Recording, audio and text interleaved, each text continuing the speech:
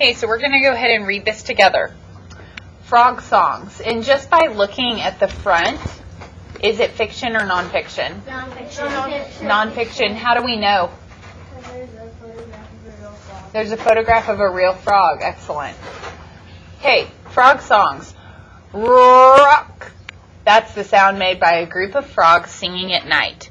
You might have heard these noises and thought they were just the musical sounds of nature. You probably didn't realize that you were listening to frogs communicating with one another. These familiar sounds that fill the night are not random, but are actually meaningful to frogs. Being heard but not seen. So, looking at these words right here, what nonfiction text feature is this? Subtitle. Very good. Being heard but not seen. When we read subtitles like this, subtitles are there to help us understand what the paragraph is about. Okay? They help us understand what the paragraph is about. Frogs are good at being heard but not seen, and that's important for their survival. These animals have several characteristics that protect them from predators. One characteristic is their size. Most frogs are small, which helps them hide easily. Some are no larger than a child's thumb, which helps them which helps them hide easily. Some are no larger, guys, I'm getting all messed up. Some are no larger than a child's thumb. Many frogs have coloring that allow them to hide in their environment, making it difficult for predators to find them. Pacific tree frogs, for example, are exactly the same color as the bark on the trees of their habitat.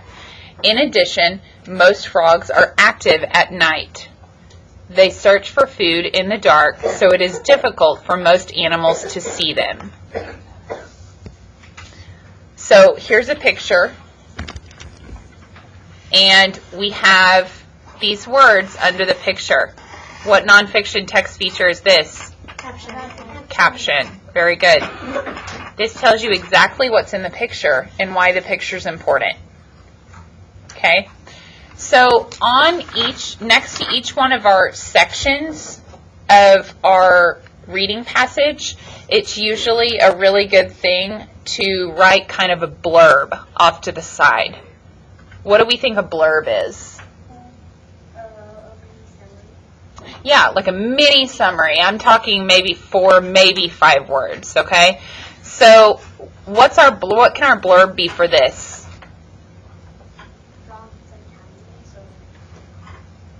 Okay, well, it talks about their size, but that's not the only thing it talks about.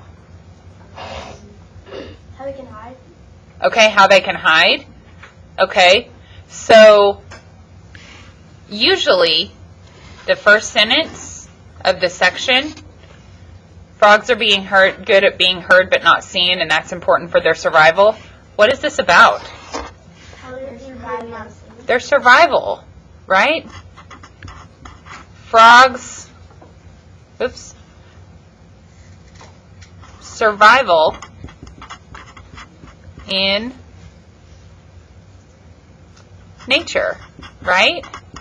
Because it talks about predators, talks about their size, it talks about their coloring because it's easier for them to hide in their environment.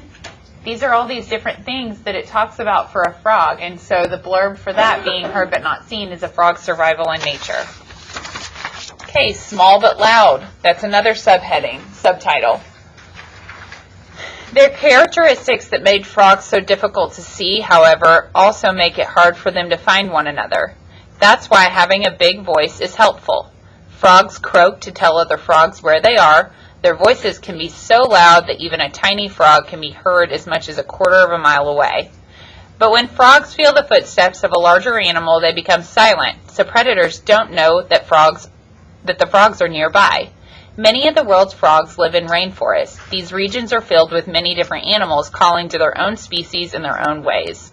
These calls can sometimes make rainforests very loud places.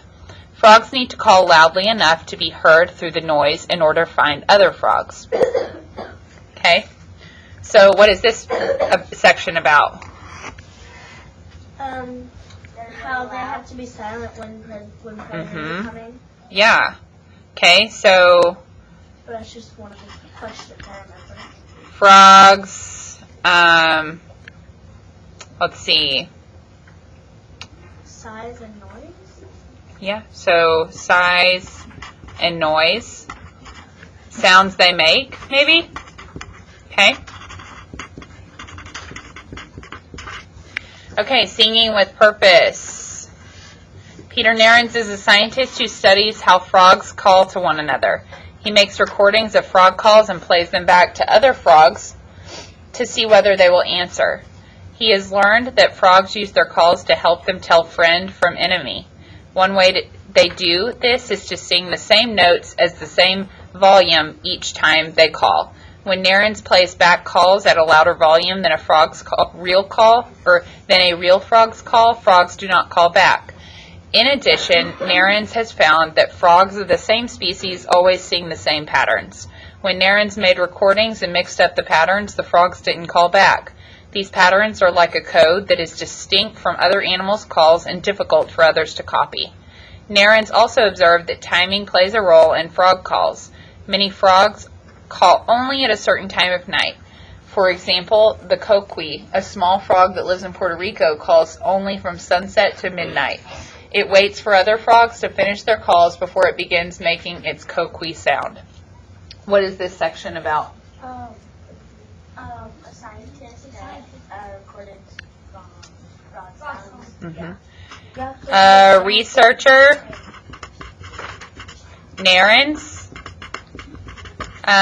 He researched frog sounds, right?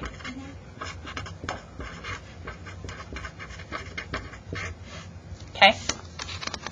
All right, go ahead and turn to the last page. Here's another picture, and what's this text feature called?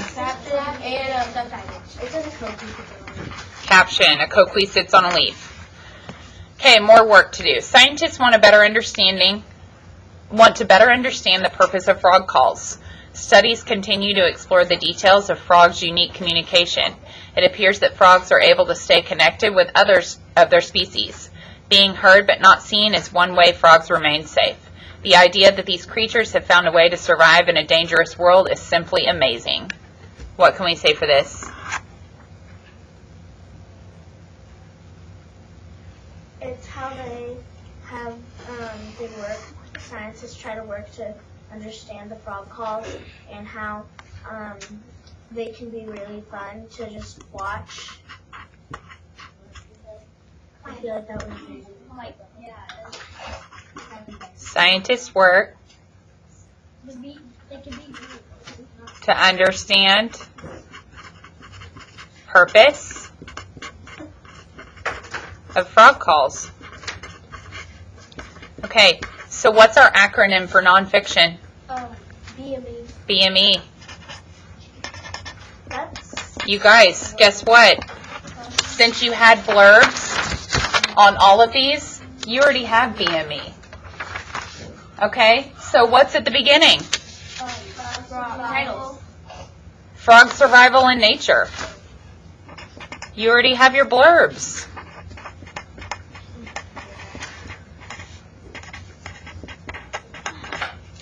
What's in the middle?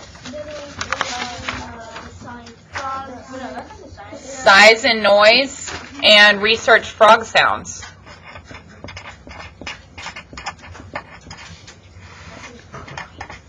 Researching frog sounds.